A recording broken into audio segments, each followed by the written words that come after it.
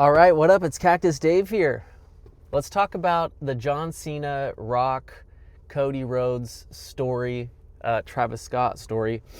And let's take a different angle on it. This is something I haven't seen out on the international wrestling community, but let's talk about how this story is kind of just an illustration and maybe even just a little bit of an allegory of how we exist as society.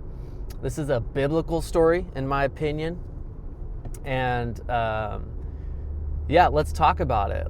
I just love extracting some of the deeper analysis on storytelling because that's why I love wrestling. And I think wrestling is a beautiful illustration of McDonald's high fructose corn syrup Americana with like the ancient Greco-Roman storytelling of plays and masks and good guy versus bad, and it's a story as old as time. Let's talk about how biblical this story is with John Cena turning heel on Cody Rhodes. But you have this incredible story of the weight of the title belt on Cody Rhodes, of him being a good guy and him being rejected by basically his own people, the good guys like Kevin Owens, and you name these people, and he's being rejected, and they're like, what is this guy doing? And that parallels the story of Jesus and the Pharisees, where the Pharisees are the religious leaders of the day. Jesus is doing something kind of different, and they're trying to get him killed for that. And then you have The Rock, who is Satan. And this story really reminds me of the story of Jesus walking through the wilderness, where he's fasting for 40 days, and this long title reign is paralleling the weight of the title reign is paralleling the thirst and hunger and depleted nature of Jesus when he's walking through the wilderness. And at this story, you have Satan come to Jesus and say, hey, you can have it all. Do you want it all? Does that ring any bells with what The Rock was saying to Cody? The Rock tells him, just sell me your soul. Turn to the dark side, give into the temptation, instead of using your power for good, use it for evil. And Jesus does the same thing with Satan, where he says, hey, do you want to be king? Do you want to be this worldly leader or whatever? And Jesus says to Satan what The Rock is told by Cody Rhodes, which is go fuck yourself. And I think it's crazy. I think it's amazing storytelling. I mean, I was giggling when I saw that, and I thought that would be the highlight. And then John Cena, and this is what's beautiful about WWE storytelling and being a fan, because you are just as much of a character within the story. But John Cena plays the Judas figure. He sells out. He's his right-hand man. He's right next to him. He's faking his friendship with John Cena, and he gives in to the temptation of evil. And he not only betrays Cody Rhodes, but more importantly, he betrays the fans. You know what I mean? Like, he betrays us. I tweeted out that segment, we all got our asses beat. That's what I said. I said we all got our asses beat. That was all of our blood on The Rock's belt. And it's true, because Cody Rhodes was kind of just the placeholder for the betrayal, for the Judas figure, the wolf in sheep's clothing of John Cena.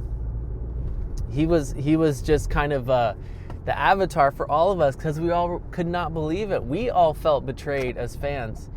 And it's just this beautiful piece of storytelling where you have Travis Scott, the Moana dude, and Bing Chillin' John Cena, and a dude with a crazy huge neck tattoo of his own logo and bleach white hair in the middle of a ring, illustrating like this kind of ancient story that is part of the most compelling and famous and popular story of all time.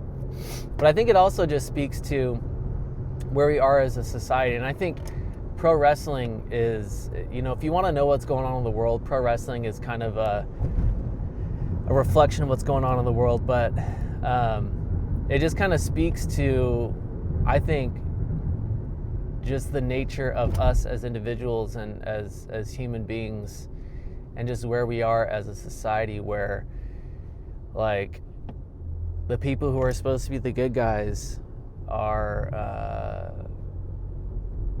in it for themselves. You know, we can't trust anybody, and nothing is sacred anymore. Like John Cena's babyface arc was like the most sacred thing in wrestling for the last 20 years. I guess we can thank Vince McMahon, the deplorable, disgusting Vince McMahon, for holding out on this long-term storytelling so that it could finally pay off 25 years later. For those of you who don't know, a heel is a bad guy, a face is a good guy, and turning heel is when the face, the good guy, turns into a bad guy, usually by kicking somebody in the balls, which is amazing. Kicking somebody in the balls, man. So yeah, I don't know, man.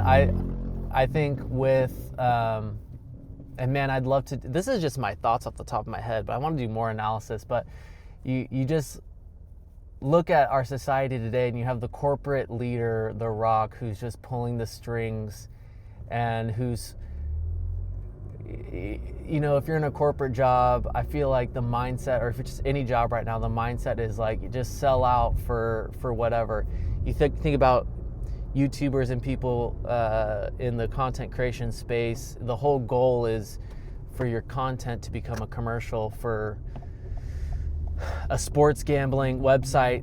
You know, like that's how you've made it. If you make good enough content to where you can just, you know, sell your soul to the drug of the god of sports gambling in order to get your bag, and then put out a meme coin and rug pull the people who love you, and that's just like normal now.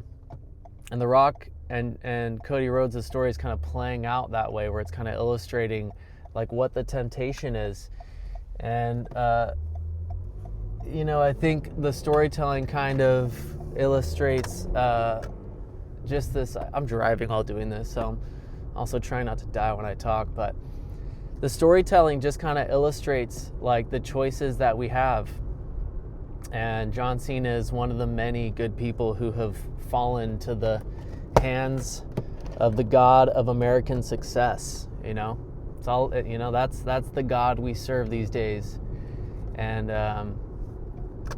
you know, the integrity is crumbling. If John Cena can crumble, who says Mr. Make-A-Wish can crumble?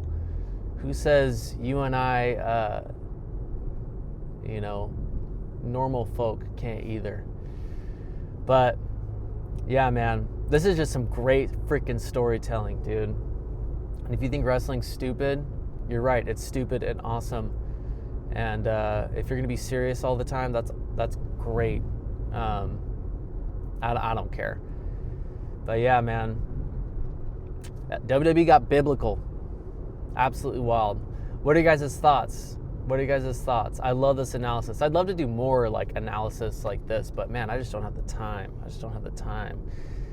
To do this kind of stuff. But anyways, call into the hotline, 619-800-5622. Give it a thumbs up and a subscribe, please, if you like my stuff. All right, y'all stay human. Peace.